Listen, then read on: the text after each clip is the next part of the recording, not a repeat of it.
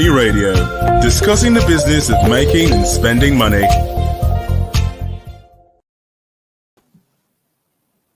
Good afternoon, viewers. Welcome to Money Radio, particularly Techie Nigeria segment of Money Radio, a program dedicated to happenings and trends in the world of ICT in Nigeria and around the world.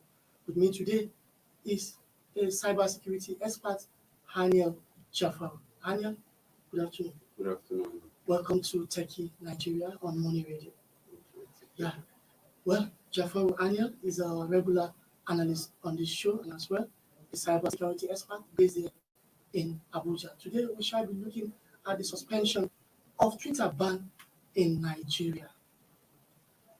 Jafar, just last week Wednesday, the federal government lifted the ban on Twitter operation in Nigeria, and that was after 7 weeks of the ban. What is your take about the suspension of the ban? Well, looking at the list of things that the federal government outlisted, Condition given to Twitter before lifting the suspension, the ban. Before lifting the ban. Okay. There may be probably times where Twitter probably overstepped their boundary, but with the condition given to Twitter, I don't think the ban was necessary. In the first place. So So those things were possible without the ban. Without the ban, setting up an office, ensuring that you put in national policies in Nigerian things and all that. Let there be national interest. When these are things that you would have called Twitter and say, okay, now let's have a table discussion. There are certain things I don't want here. There are certain things we would allow. Now, if after that discussion they don't hearken to what has been discussed, that's when the ban would have been necessary. But as it stands, but it has taken place. It took place, and for 7 months, 7 days, Nigerians are still there. Twitter is still there. All right, and when the ban was announced in June 2021, many Nigerians were adamant they didn't stop tweeting. They employed the services of a virtual private network, VPN, to also use Twitter. Why do you think some Nigerians did not defer to government? The truth of the matter is, what I said as regards that ban is, when you're putting up a ban like this, you should have control. The Nigerian government did not have the control to effectively carry out that ban In the first place. Now we have control over Nigerian IPs, and that is where our control stops. IP is not something that is Nigerian built. It is something we acquire from the vendors around the world that we get. So generally, it will be difficult to effect that kind of ban without having even China that are in a way be effective in carrying out certain level of ban. The reason they were able to do that is because they have a control system. But even with that control system, there are still people that bypass that control system to have access to sites or sensor sites. But we there was the only control was the IP, and it was easier. It was something that we didn't even think twice to carry out the bypass and continue living our lives as if there was never a ban. All right, Jafar, when you said the government actually has no control on these most of these services around ICT. Now let's go to that. As a cybersecurity, isn't that a kind of national security threat to our ICT infrastructure? It is. It is a huge security threat to us that we don't even have that level of control. We are trying to ensure that we increase the broadband penetration rate, and while we're doing that, we're not putting in control in place to ensure that we monitor what comes into our cyber space, that the Nigerian cyber domain, and what goes out. Yet now, there is an exchange point, an internet exchange point in Lagos. I think there is another one in Abuja and one in Port Harcourt. I think 3 exchange points, and these are points at which internet traffic, your browsing websites, it must pass through either of these points. one of these points must be a carrier of the traffic as long as it's coming to Nigeria or going out of Nigeria. For some, in fact, Nigeria tends to be the point that gives to most West African countries. Because we need to ensure that we put in controls to be able to minimize certain attacks. But we don't have those controls. What we do have are organizational controls, that's controls from corporate organizations. These are just, but the government itself is supposed to have its own control. If security, if it truly want to be able to manage the cyber domain, there is need for that control. All right, that was wonderful. Let's talk about the implication. The Twitter ban has come and gone, but then we're still talking about the losses. Yeah. You belong to the industry. In your own estimation, what do you think? Give us an estimate of what people lost to the Twitter ban in some world. I can't particularly give you that figure, but I know fully well that we have businesses who depend solely on Twitter. No, let's even start from those businesses that whose offices are Twitter. Yes. Twitter is they buy and sell on Twitter. They do most of that's where they get their clients.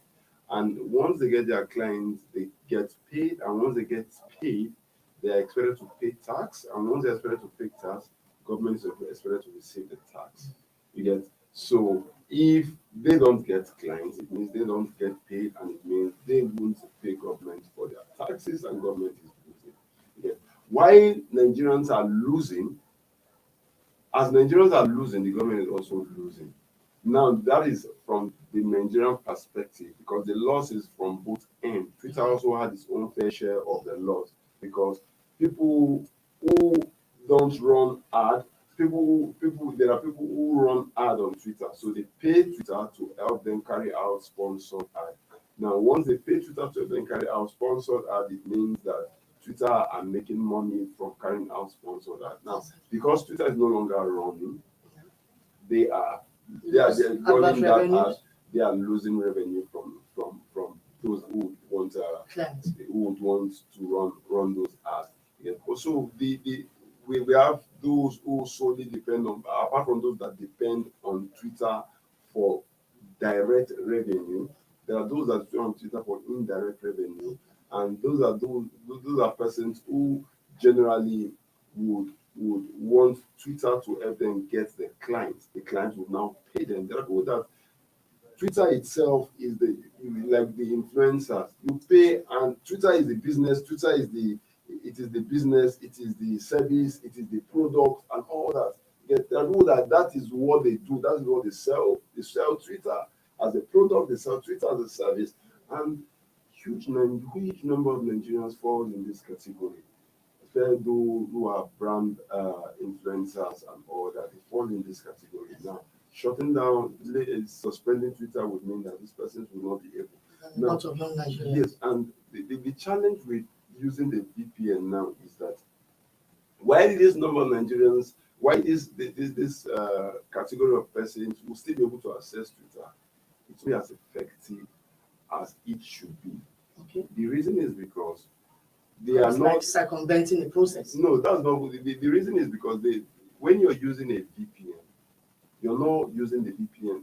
The way IT things generally or ad work generally is that it does what's called targeted ad. And targeted ad, what it's using doing that targeted ad are IP addresses.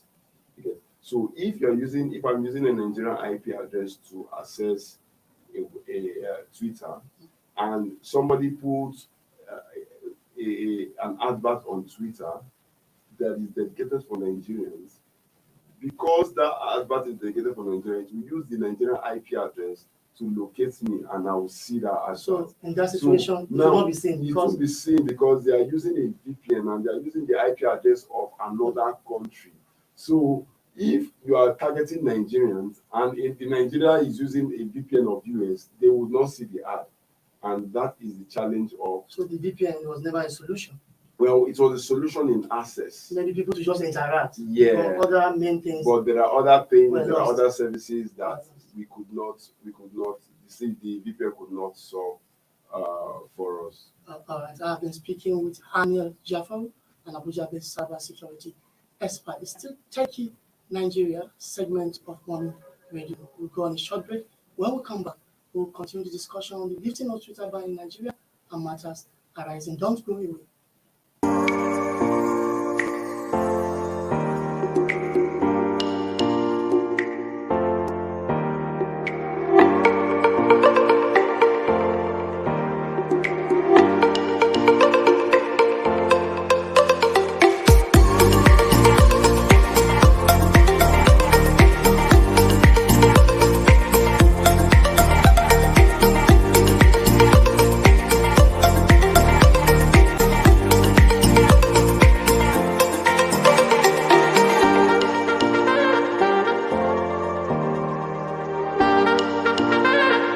For sponsorship and advert placements, please contact 080-3688-6158. Last Word Leadership Podcast Studio. You have the last word.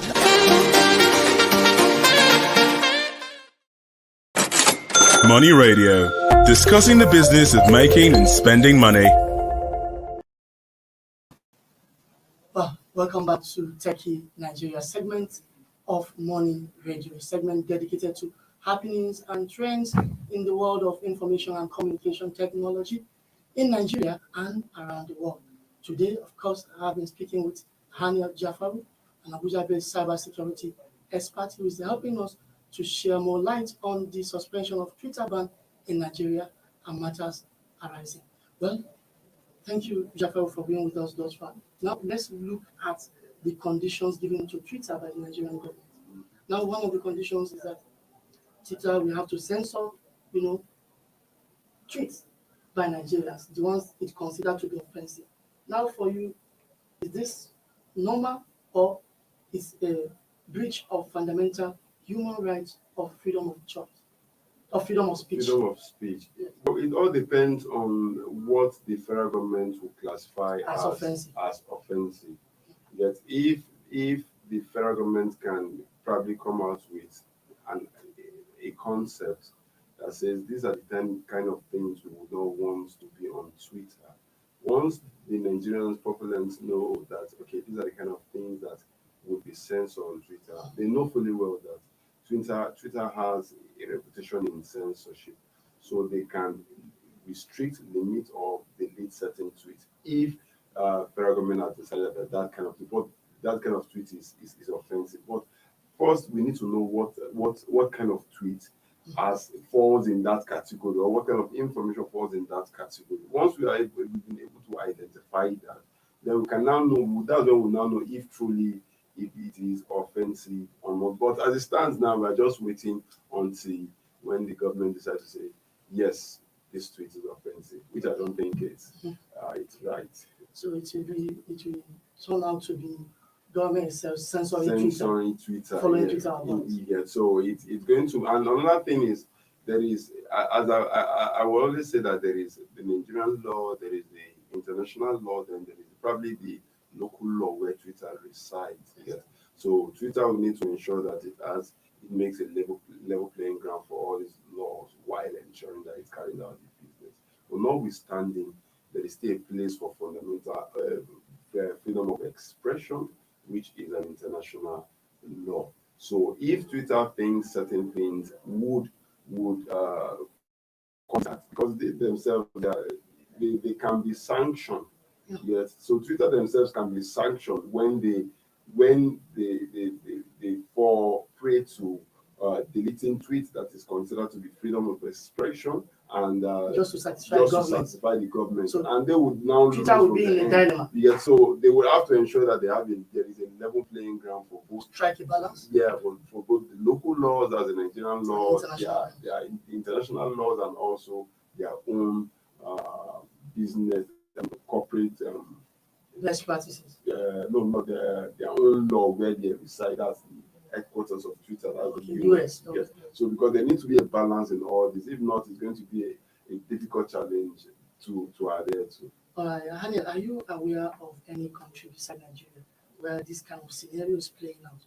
For example, government gave Twitter certain conditions, like we said earlier, come and have an office in Nigeria, pay tax in Nigeria, employ staff in Nigeria. So can you recall any place around the world where this is happening to Twitter? Those kind Or of any conditions, social media those kind platform? of conditions are not conditions that you see anywhere in the world, because even when France, there was a time France asked Twitter to come and set up an office. Yeah, it was not a mandate. Yeah, you don't. It was advisory. It was come and set up an office in France and all that. And Twitter turned it down, even though it came from, I think it came from even their parliament. Yes, but Twitter turned it down. Now we can leverage on numbers, because how many are there in France? Nigerians have over 40 million as Active Twitter users. well, registered users. Okay. We don't know the numbers of Active. active Twitter users, but we can see the registered users 40 million. They'll give and take, you say maybe 5 is inactive and 35 are active. Well, Twitter tends to, there are peak periods in Twitter, especially when Big Brother comes up, those periods are actually peak, even those that don't. Nigerian Idol too, Nigerian Idol and all that. So there are peak and periods. the political era. Yeah, exactly. Yeah. So these are peak periods in Twitter and all that. So if you want to now, it's now relative when you want to now look at active users, because it's relative to timing, the time you're taking the timing you're taking to capture the active users. But generally, I know fully well that France made a request to Twitter, and that request was turned down, and a couple of countries. But now Twitter on their own decided to come to Africa, and they decided to invest $10 billion in Ghana, a country close to Nigeria. So the question we should be asking Why is Ghana? why Ghana? In the first place. Meanwhile, Ghana has less than 5 million persons, if I'm not mistaken. So why Ghana? Why not Nigeria? Because they are business persons. They do analysis. They do a whole lot of business analysis before taking a decision. It will actually be good for them to set up a business in Nigeria without the government even making that request. But there were conditions they decided to put in, there were factors they decided to put into their consideration that made them to take that decision of going to Ghana to set up. So as those factors have been addressed, because if you're mandating them and they just, let's akin to what they are saying, they can just come and set up one small office where at the end of the day they employ 1 or 2 persons, and to you have achieved your aim, but to them it's really minimal compared to the amount they are putting in Ghana. Yeah. So there are certain things we should, as I stated earlier on, these conditions are conditions that can be treated on the table without the need for a ban. Yes. All these conditions are conditions that, why did you go to Ghana? You went to Ghana to set up. That brings to mind probably the reason behind the government's ban, the reason behind the government decision. Probably the government went to that length to get a Twitter in reaction for choosing Ghana over Nigeria. Don't you think so? Yes, but is it mandating Twitter to set up an office that is a solution?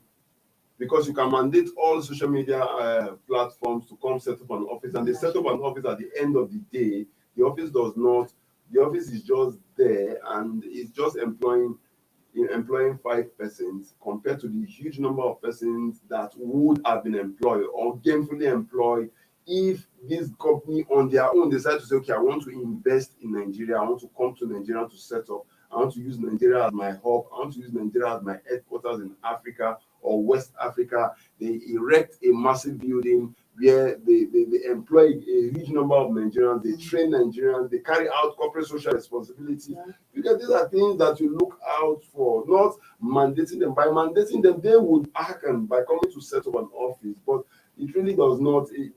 They are just doing it just to ensure that it doesn't look as though they are disobeying the government while they are trying to get they are using the citizens' data to earn money. So I think there are better ways that the government would have approached this, that would have brought about a lasting solution, because we have not even looked at the possibility of, if this government leaves, if the next government will be willing to go with this with all these conditions Or not. Because we've not looked at that possibility.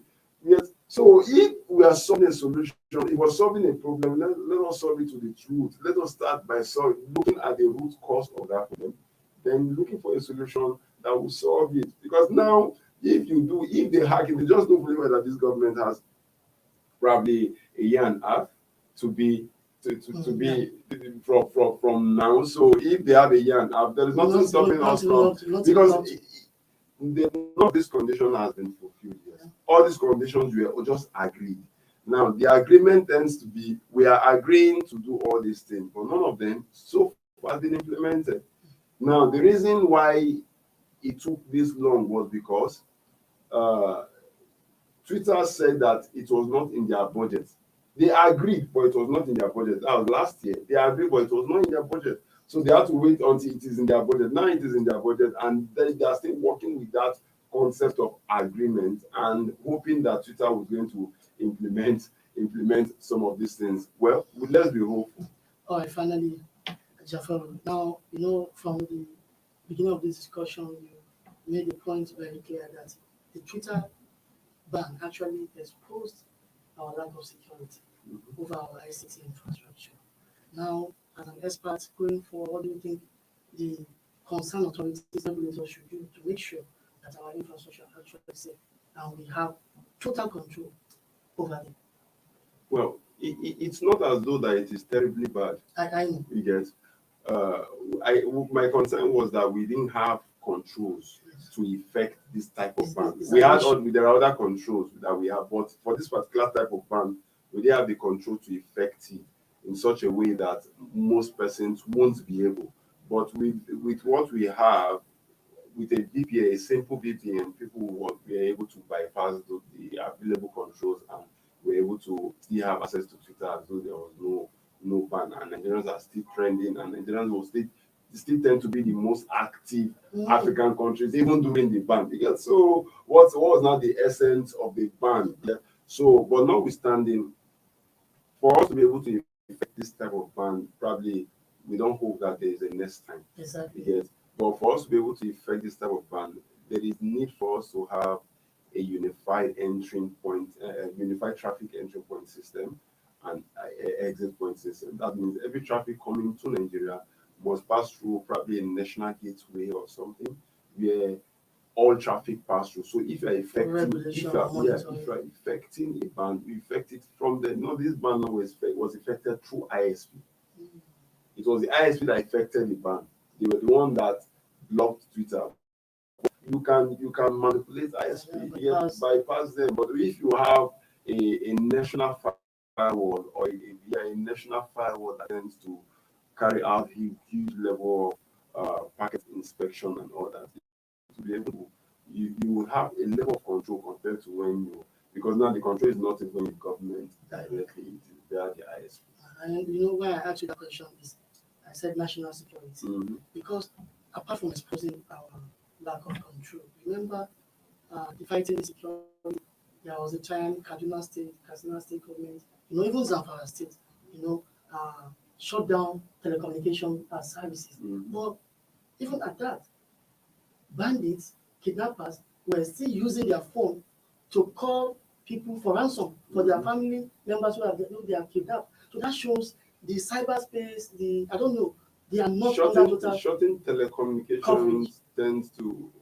Shutting down telecommunications, there are still ways that you can still bypass because there is still satellite coverage that enables you to connect to a satellite and you will still call somebody that is with a mobile phone. Exactly. So there are just when my challenge with us having to implement some of these policies is that we don't sit down to look at the controls that we have before implement. We need to sit down, look at what controls do we have. Do we have a detective controls? Do we have preventing controls? What correctional controls do we have if there is need? Total compliance. Yes. So if we don't have these controls in place, there would always be bypass. They will always be bypassed. Well, I hope those concerned are listening. Many thanks to Hania Jafar, an Abuja-based cybersecurity experts for creating time to join us this afternoon on Techie Nigeria segment of Money Radio. Well, my name is Anybody Padibo, a student for Innocent Audio, who will return for the next edition of this program. From here, it's bye for now. Thank you for watching. For sponsorship and advert placements, please contact 080-3688-6158. Last Word Leadership Podcast Studio. You have the last word.